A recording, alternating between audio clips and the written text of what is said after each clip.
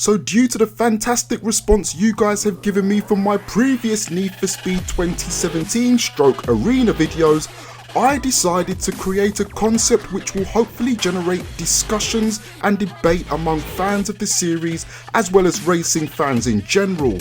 Now, as gamers, I think we can all agree that when looking at content on YouTube, the most commonly posted videos are Let's Plays. Let's Play Need for Speed. Let's Play Forza Horizon 3. Call of Duty Let's Play episode 27. GTA 5 Let's Play episode 920. Listen, there's nothing wrong with Let's Play series, but I've always maintained that if I want to be a successful YouTuber, I need to do things differently on my channel. So, for Need for Speed 2017, or Arena, if that's what you prefer, what I've decided to do can only be described as genius. I've decided I want to do a Let's Build series. You see, whilst doing the Need for Speed Fix It Before You Break It and the Arena videos, and also reading your comments, I started to get ideas in my head as to how I would like the next game to be. Now, we have no idea as to when Arena / 2017 will be coming out, but my guess is October / November next year, as that would fit nicely in the 2-year release cycle. This gives us plenty of time to speculate and discuss. So rather than doing a wish list, which again is a concept used by pretty much everyone, I've decided to split Arena 2017 up into the 5 sections that I feel are the most important elements when building a racing game. These are as follows: story, map, car list, social integration, and of course the cover car. Now, there's going to be some of you sitting there already cursing me out, telling me how I've forgotten one of the other elements, which is soundtrack and music and stuff like that. The problem is though, is that this is YouTube. I'm a small YouTuber and I have 0 levels of protection whatsoever from copyright strikes. Unfortunately, it's not possible for me to talk about the type of music I want, because in order for me to show the examples that I want, I'll be breaching all sorts of terms and conditions and probably get my channel banned, which I just don't want to happen. So although soundtrack is a massively important part of any Need for Speed game, we're just going to have to put that on the shelf for the time being. That doesn't matter, because over the next few days and weeks, I'm going to be releasing an individual video for each section listed above, basically building my own concept for Arena 2017 from the ground up. Now, if you took part in the public vote in one of my last Need for Speed videos, you will already know that an improved storyline was the most popular choice amongst you guys in terms of improvements needed for the next release. And it's because of your votes, because of what you chose, I've decided we're going to kick things off by talking about the story. So, without further ado, let's build NFS Arena 2017 Episode 1, The Story. For me, the biggest problem with most racing titles is that those that do have a storyline offer very little to no replay value whatsoever. The main reason for this is because the stories are developed in a linear fashion, a straight line if you will. Here's your start point, here's your end point, and here are the missions you have to do one after the other in order to get to the end game. And therein lies the problem. By having just the one end game, you are offering very little reason, if any at all, for somebody to replay the story. When I pick up a book, if I like the opening chapters, the whole reason why I will continue reading is to find the final outcome. But once I've discovered that outcome, that's it, I'm done. Book finished. Why am I going to read it again when I know what the outcome is? Listen, we are living in times where you guys are buying games on a Thursday and then beating the whole story by Friday night. That's only 24 hours. Now, I know this isn't the majority, but it's a significant proportion, and those that take longer to complete them still manage to do so in under 2 weeks. Listen, if I was a games developer and I spent 2 whole years working on a game, I will be pretty embarrassed if players were able to beat my storyline in under 2 weeks, and in some cases 24 hours. The way to get around this is by creating a non-linear story, forcing the player to make decisions which completely change the course of events, thus creating multiple outcomes and various endgames, which in turn gives players reasons to go back and replay the game, making that £50 or dollars they paid money well spent. Now, I mentioned in one of my previous videos that I wanted the story to be darker and more sinister in the next Need for Speed installment, so here's what I propose. A massive turf war between two gangs. For now, we will refer to them as Gang Red and Gang Blue. Gang Red is basically a family all sharing the same bloodline, made up of brothers, fathers, sons, nephews, mothers, nieces and aunts. So basically you have first, second and third generation family members. Historically, they would have been established in the area for many years and own all regions within the area map. Primarily, their business is based off of importing, running and supplying cars at cheaper prices than dealers, as well as car parts and body kits. They also generate cash by supplying medicines at cheaper prices than the hospitals do to those who need it, and other shipments include food, clothing and electrical goods, all at lower prices than the clothing, grocery and convenience stores.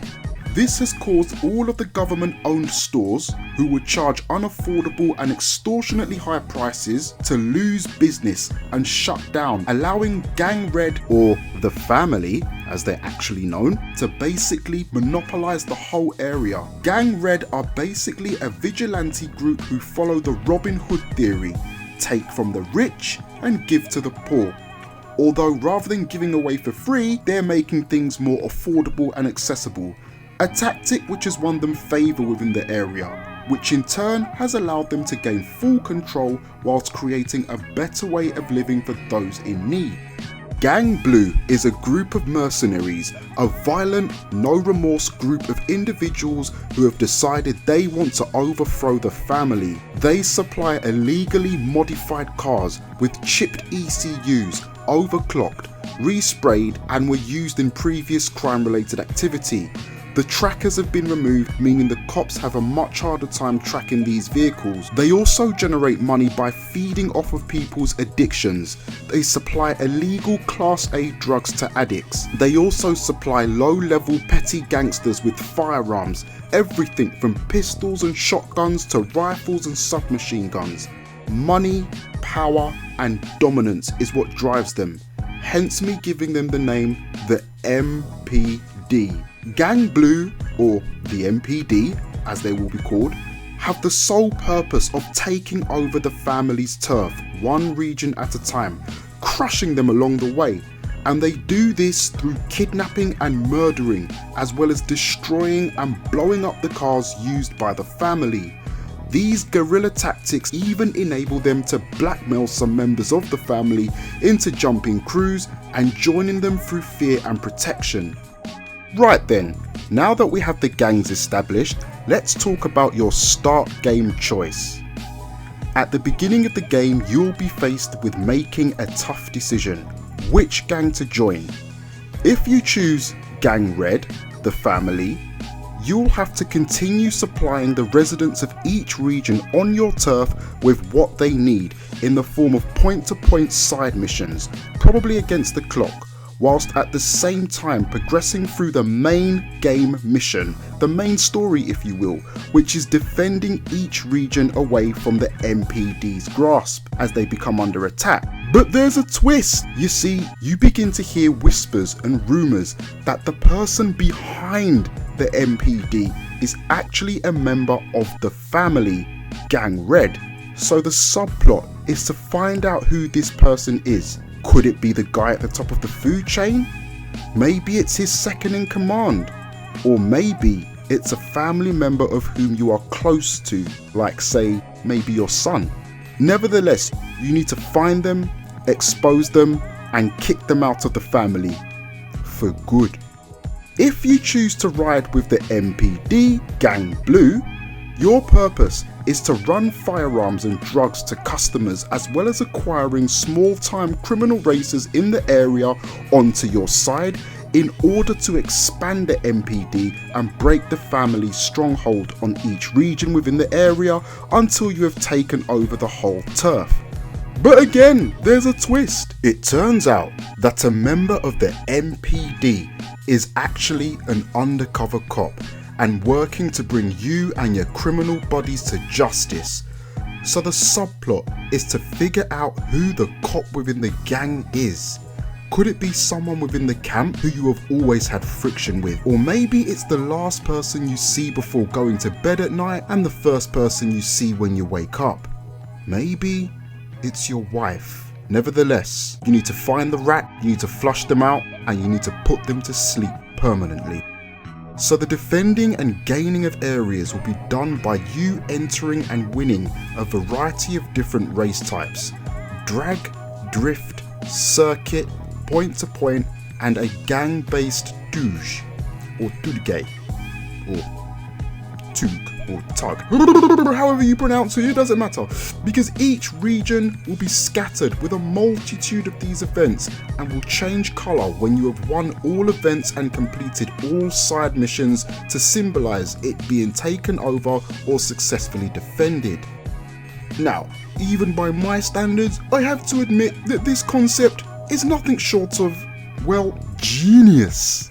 Allow me to explain my genius. It gives you not one, not even two, but 3 reasons to replay the game.